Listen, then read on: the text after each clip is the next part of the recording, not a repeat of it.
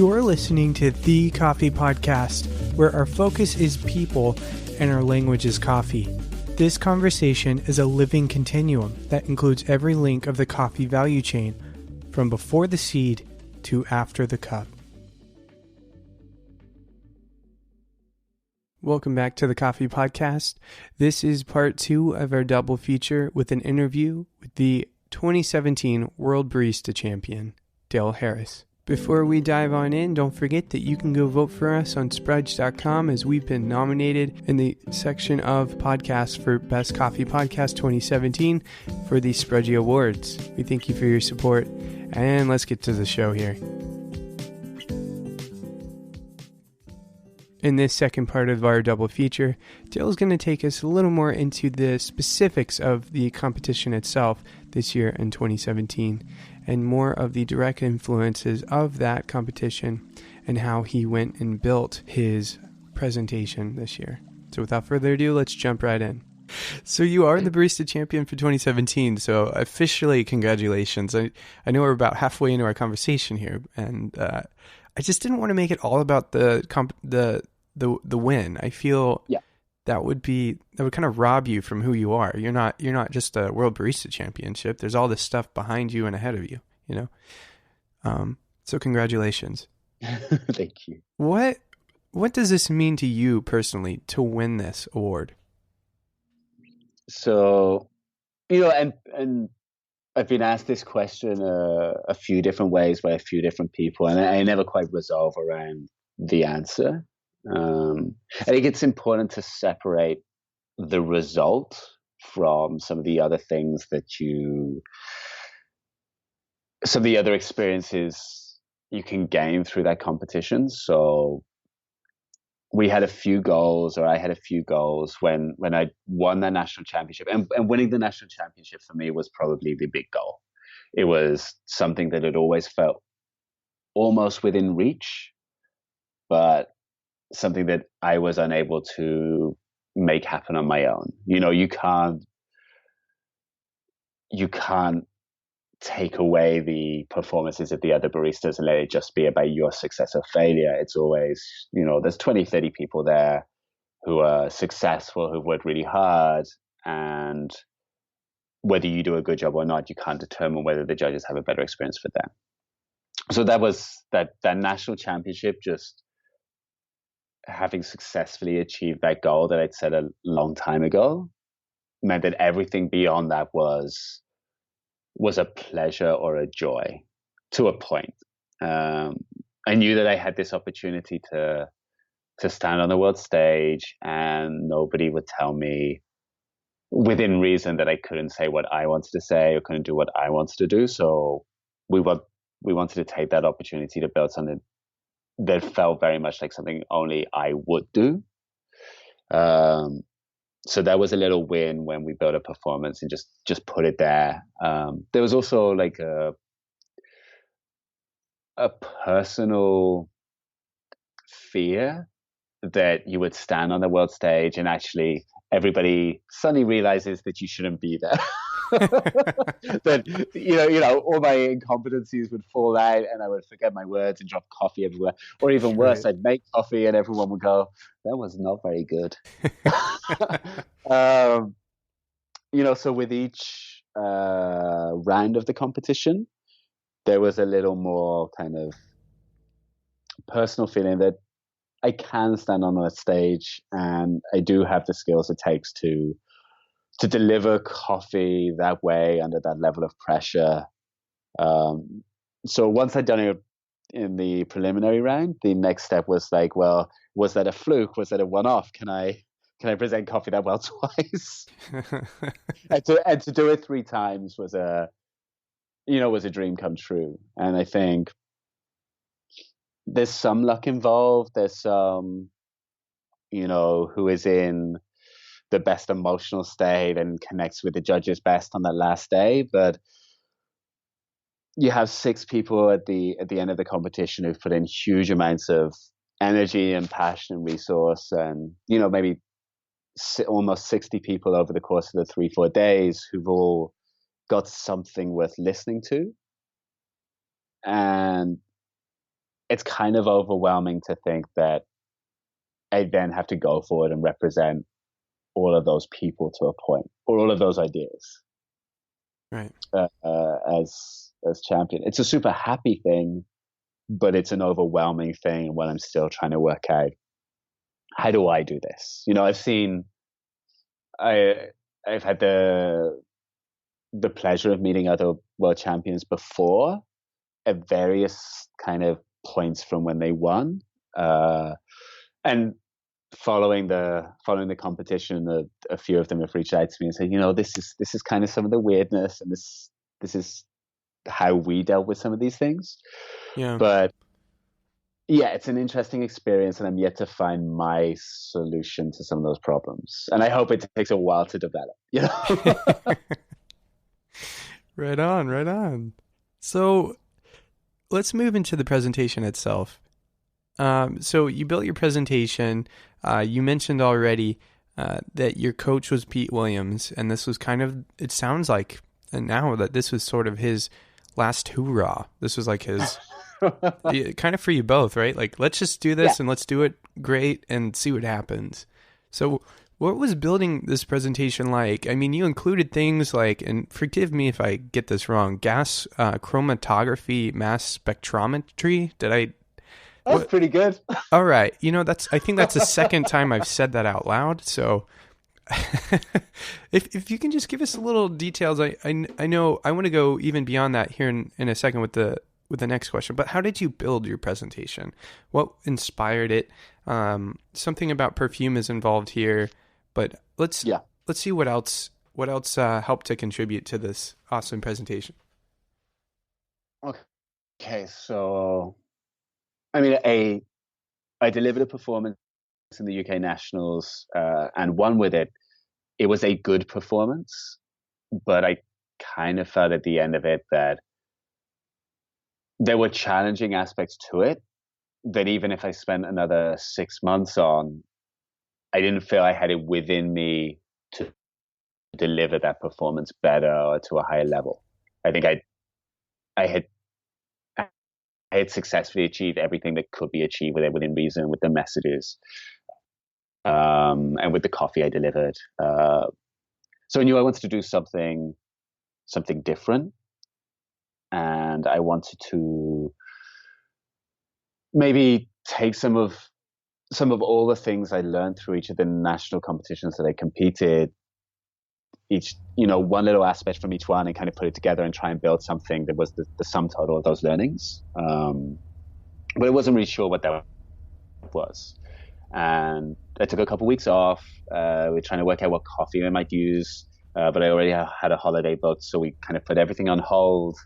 And I was waiting for these ideas to germinate, and I was kind of passing messages towards Steve. Steve's my boss, but he's also my roaster for all of these competitions since I began working with him. So that's 7 years. Yeah. So he's got a really strong understanding of what I value in coffee and what I'm excited about.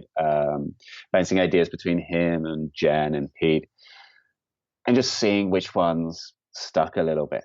And some of the ideas were terrible. We won't go into those.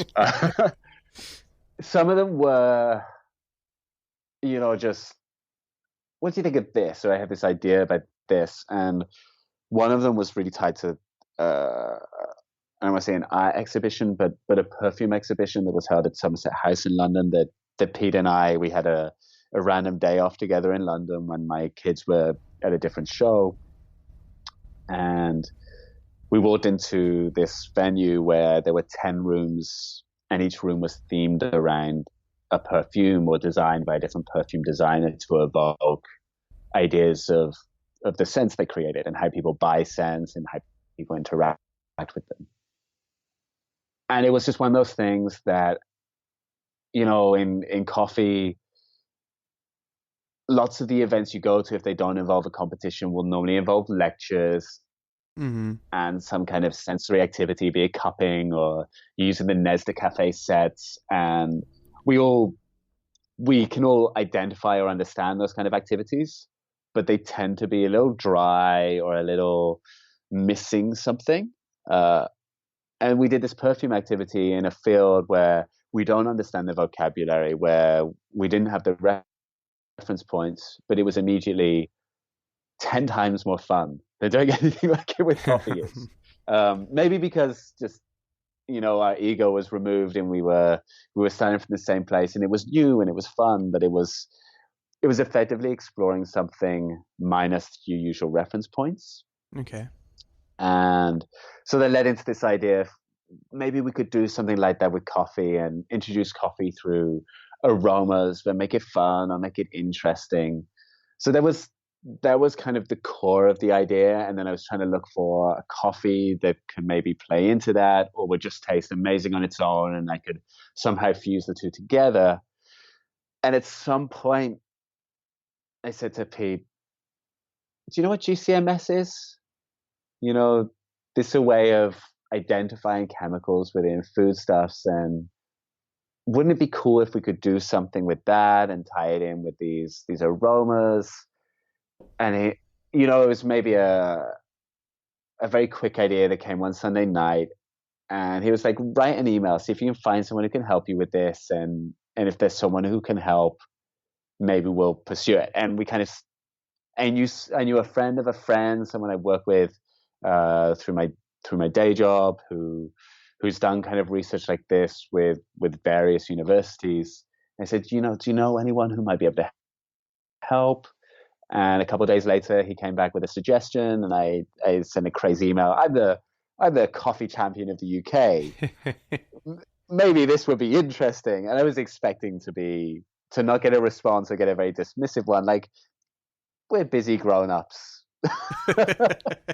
We don't do this. But there was Ian, who's an associate professor at the University of Nottingham, where he works in the Department of Food Sciences. So it's this incredible campus. It's next door to a crop sciences laboratory where they're doing lots of research on, grain crops and brambles. And then right next door, they have this, let's say,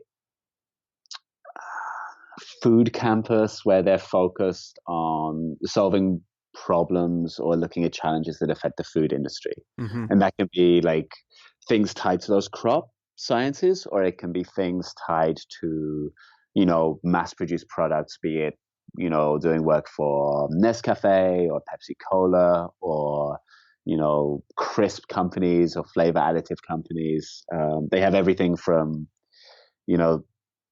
sensory booths where, different demographics can be offered things, and their taste scores assessed for whether a product is better or worse, but also super complex laboratory equipment, little machines that will measure the exact chemicals as they go through noses and the effect on the brain and how people feel about, or which like emotional areas light up when someone smells a certain thing. Yeah.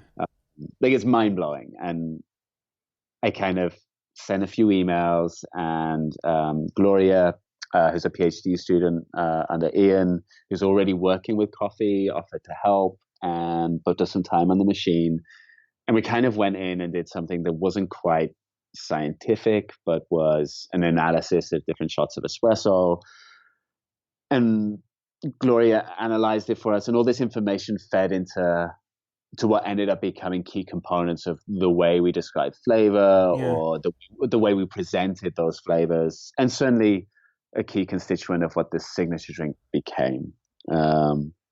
And Pete's role was really, I'm having all these stupid ideas or these crazy ideas, and he would do his level best to help me make those fit the requirements of the competition.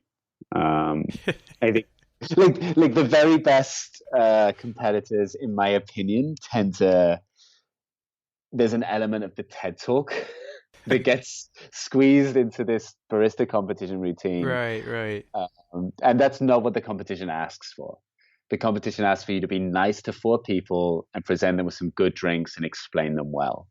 And you're trying to find this balance between one and the other.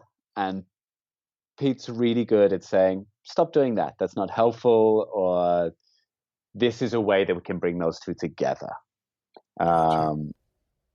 And he has lots of other skills. I think his biggest skill is he has the I'm not going to say he has the patience to deal with barista competitors, but he's found the patience to deal with me.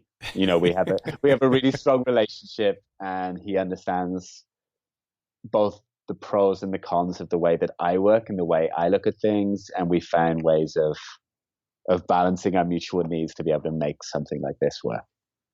Right on.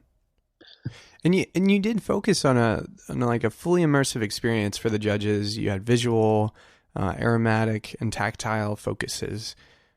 What were your favorite moments in your presentation? And can you talk us through those moments and tell us what you were hoping to achieve in them? Yeah. So, I mean, favorite moments is a difficult one. I think maybe riskiest moments might be more fun because there were definitely things that I was excited to do, but I wasn't sure how they were going to work. Or, one of the key things that most people noticed very early on from my performance on the first day was that I embraced the new table setting rules that the World Championships allows you. And that's not something you can do in the national competition. So there was this opportunity to try something that only 57, 58 people had the opportunity to try. And I really wanted to see if we could use those tables to do something more than just reposition the judges, to use it as a tool to help them experience things in a different way. Mm-hmm. So the first thing we kind of did was we looked at a few of the different table options and looked at the challenges that each one delivered, as well as the opportunities. And the biggest recurring challenge was, at least for this year, the espresso machine is in a fixed position, or was in a fixed position. Oh, okay. So almost you had to use one of the previous orientations for tables, or you had to find a way to make coffee in a nice way with your back to the judges. Oh, interesting. That's it's a thing we avoid doing in shops. Oh yeah. I hate.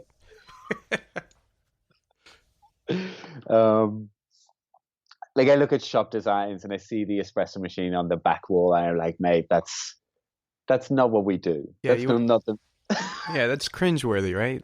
Yeah. And at some point, we accepted that if I wanted to do all of the ideas that were available to me, or that we put some time into, we had to see whether that was something that was possible. So we built this routine that involved or required standing in that position and us, deeply embracing that, and embracing the idea that sometimes I wouldn't talk and I would just do things, and that the judges would have to interpret that, is that bad service? Is that okay because it lets me focus on these other things? Can I build other ways of the judges having a good experience that don't involve me standing in front of them lecturing them? So these were all little ideas that were feeding into it. The riskiest part was, that first day, or maybe the first run through I did with strangers, which was, oh yeah, you're going to stand here in a completely different place, and I'm going to ask you to ignore me while I do weird things and make weird noises, and that's kind of like a magician saying, "Hey, I'm going to do an illusion, but I need you to turn away." Yeah, I could see the challenge there for sure. Okay, so one of my ideas for a previous competition, and you always have these ideas, and then they meet reality or your skill level. You go, okay, that's not something I can do. But I always wanted to do a routine that was kind of close-up magic, and that's effectively what the joy of latte art is. It's a customer watches you do a thing, and they're kind of joyfully surprised.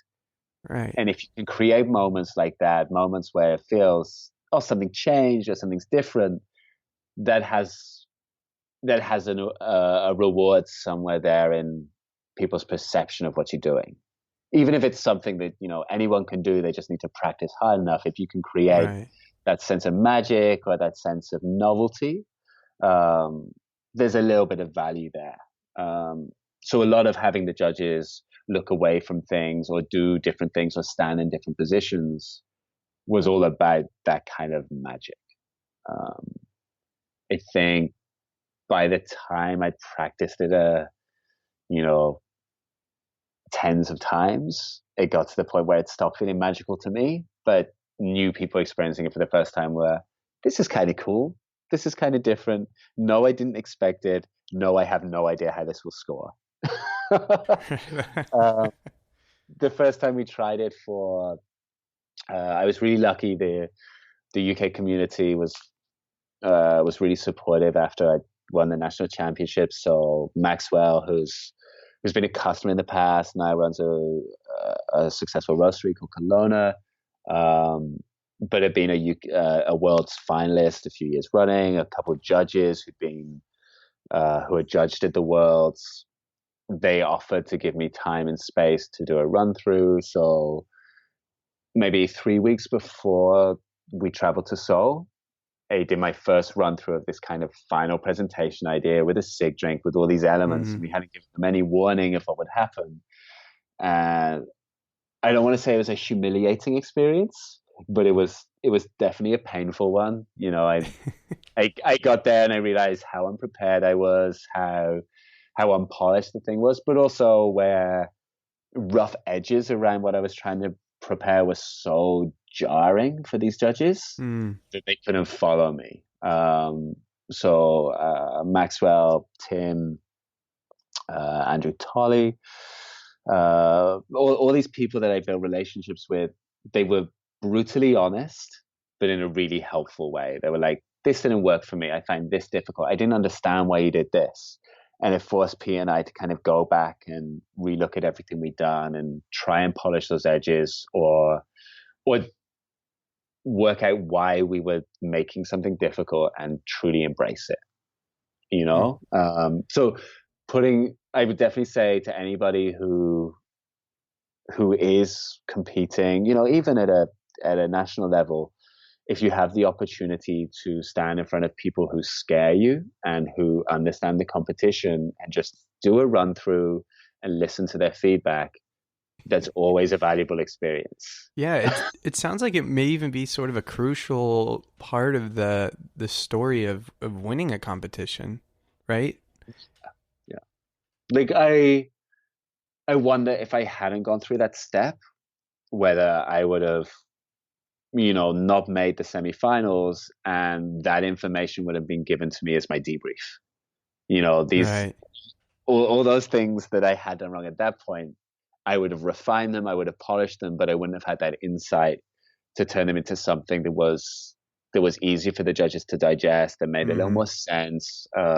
Actually, like in terms of the science and the research, we ended up removing lots, but all with the goal of developing clarity and, you know, everything being directly relevant to what the judges tasted. Gotcha. And I think, you know, a lot of the points at the end, or the parts that felt really successful, it was that clarity of vision and that, you know, that real connection between the information I was giving and what the judges were experiencing. Right. And you had something for me that stood out in your presentation, your emphasis on giving context to the farm level information of the coffee. And you did that at the end, and the way you were explaining it sounded like it had something to do with even regular service in a cafe and how to best communicate the coffee. Did you want to develop that idea or thought a little more? Yeah.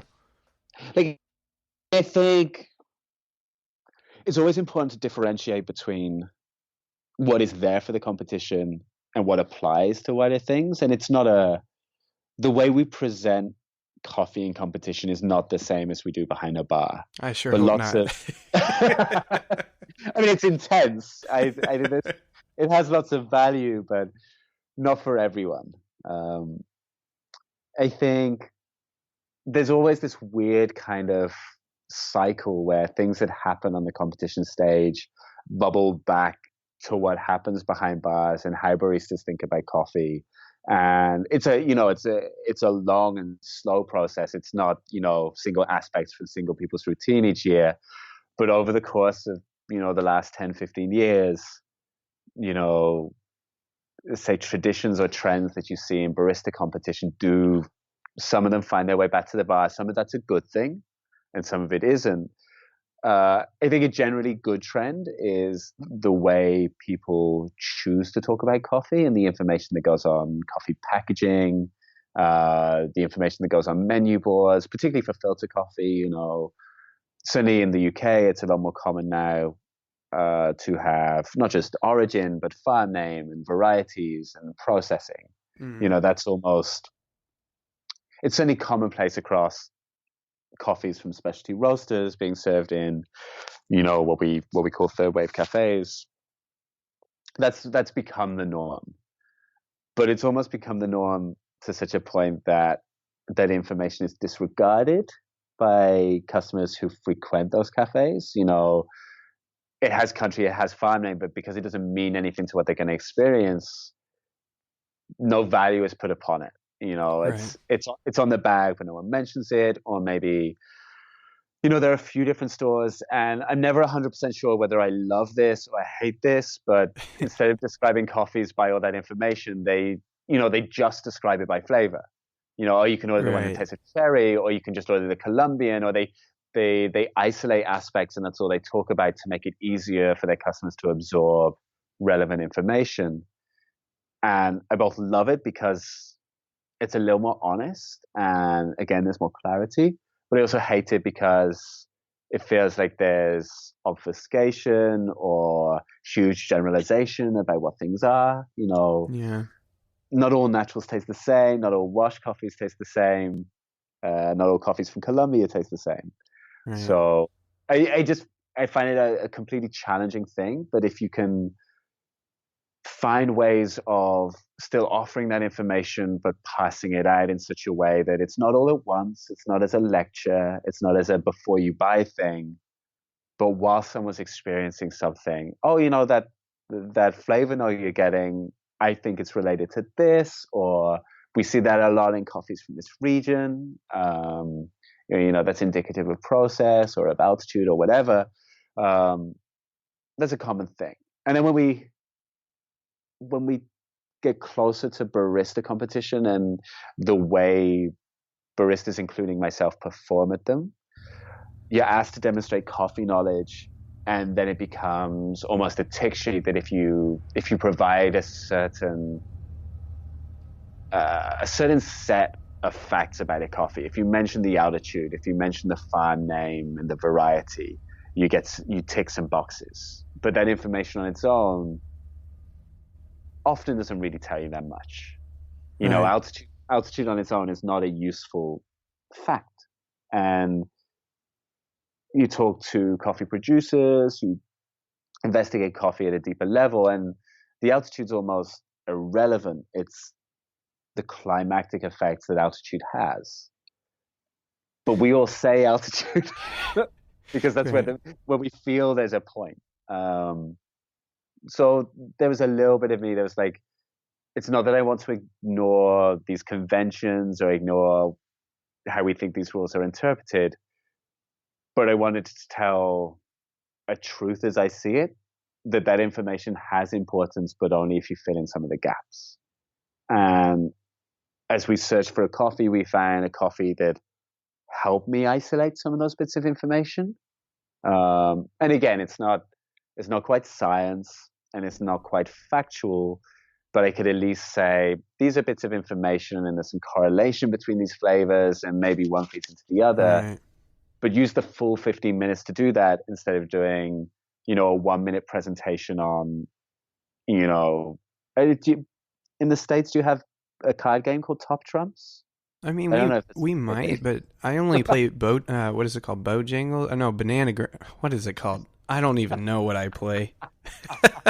we have this weird game called Top Trumps where it has a deck of 50 cards with supercars on, and you can compare their speed or the fastest they can go, or their acceleration, or whatever, and all these facts. Gotcha. And often barista competition has an element of that you say my coffee is the best because it's got this, this, this, and this, and then you do a completely isolated presentation about a drink you've made up and a completely isolated presentation about a milk you found. Gotcha. And I wanted to try and make it one presentation about a coffee. They used that signature drink. They used that espresso course. They used, the factors involved in the milk beverage. They used all those aspects to help tell a clearer story about what made the coffee special. Right. Yeah. And for the record, because I don't want to say it was Bojangles, it's called it's called Bonanza, which is a great game if you ever get the chance. It's totally related to the conversation here. Of course. So this is my favorite thing about talking to customers in a coffee bar or talking to anyone in coffee is actually coffee becomes this bridge to learning more about other people or other people's experiences, and I can now Google that and I'll have one more completely unrelated piece of information that floats around in my head and later comes in handy, Yeah. No, yeah, absolutely. I think there's so much there that we could talk about. That's the beauty of coffee in general. It's, I suppose, when we started the podcast, we were like, maybe we'll get 100 episodes in or 50, and then because you think you're going to run out of things to talk about, but the more you talk about it, you're like, oh my gosh, we could go in any direction and talk more. Yeah. But with that said, we are coming to the end of our conversation, Dale, and these next few questions are sort of our in-cap questions we ask every guest who comes onto the show, and we'll just get started here. So the first question is going to be, where do you see coffee going in the next 5 years? So you can answer this in the context of competitions or just the general coffee industry as a whole. Okay. I think I focus on the industry because I think competition plays this weird lead and follow relationship with it. I think the industry has been grappling with ideas of sustainability for, maybe 20 years, if you look at specialty as a project in its own right. I think we've got to a point where there is real recognition that some of the things we have prized for good reasons, like incredibly high value coffees and tiny micro lots that are exceptional, I think maybe that has peaked, and the goal will now be finding new ways to celebrate coffees in a way that is more, I don't want to say sustainable, but equitable across the world. Something that all coffee producers can increase the quality of their coffee, and all roasters have the ability to source better coffee, and bars have the ability to brew better coffee. But I think the focus on the super high fancy lots has to shift, and it has to be something about a slightly more available level of coffee, getting a good few steps better, and the value going to a wider range of coffee producers and everyone along that chain. I don't know how that's going to happen, but I think that will be the challenge of the next 5 years, particularly as a lot of the requirements for the super fancy high lots, be that are being affected by climate change. Right. There will be less and less super fancy coffee and less terrible coffee, and that middle range has to get a step better if it's going to survive. Right. Yeah, I think that the hot word of sustainability is definitely something we're gonna see refined here in the next 5 years, without a doubt. And let's go ahead and jump into the next question. Do you have any resources you'd like to recommend? Books, websites, people? I know that you mentioned a few people like John Gordon and Ed Buston, I think, was the other one. Any references that you would like to give out for our listeners? So I think we're at an exciting time that there's been lots of new ideas on things like barista hustle and people moving things very, very fast and having lots of fast ideas. I think now is the time that the coffee community would really benefit from looking outside of coffee, be that for science, particularly the work I was doing with Gloria, with the GCMS.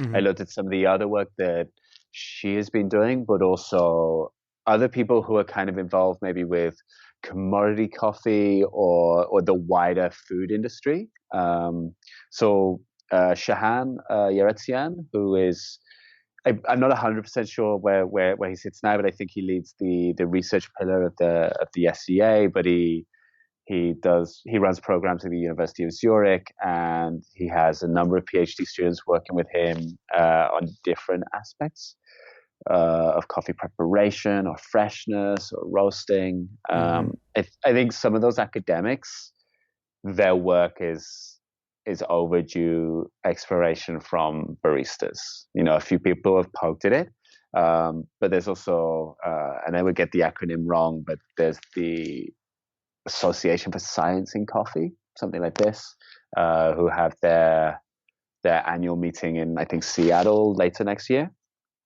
The amount of science that happens with coffee and food that specialty doesn't involve itself in because we're so focused on espresso machines or, refractometers, whatever. Right on.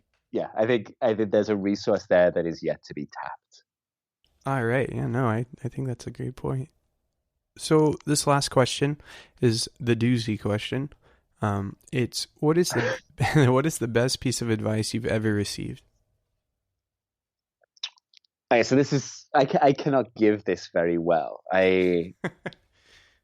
Back in I think 2015, I went to the big expo. Now I went to the event, the SCAA show, and I was staying in a motel, and it was super cheap. And my next door neighbors were some Australian kind of retirees, guys and their wives in their 60s, who were there for 3-4 days whilst they were waiting for a ferry to take them to Alaska. And Australians are talkative and friendly. So they invited me outside to chat about chat over a beer while they played guitars and things like that. And one of them had like this perfect wording around, you only really work out who you are later, or like you get there in the end kind of thing.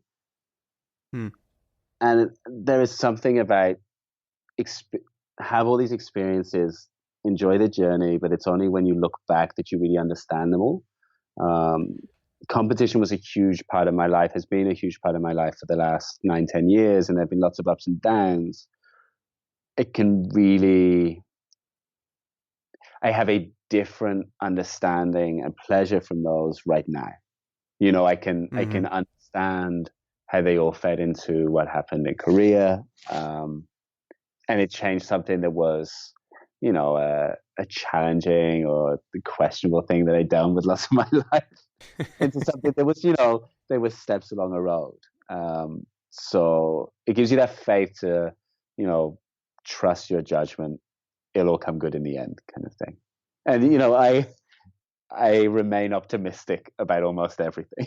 So that helps too. No, that's great. They do say hindsight's 20/20, but I think it's a lot more profound than that. And I think you framed that fact really well just then.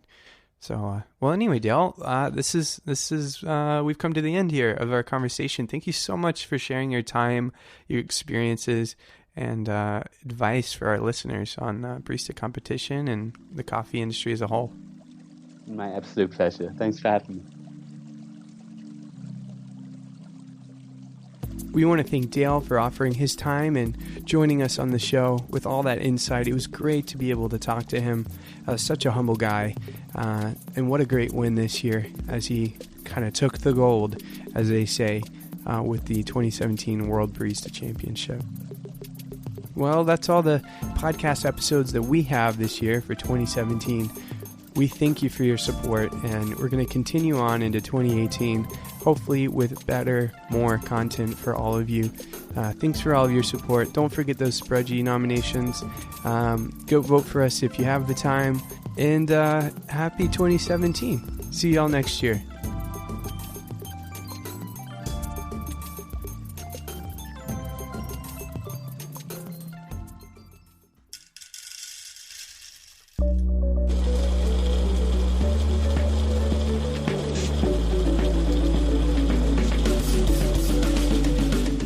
The Coffee Podcast is produced by me, Jesse Hartman. Music is by Michael Parallax. You can find his music at michaelparallax.com. Thanks for tuning in, and as always, and until next time, happy brewing.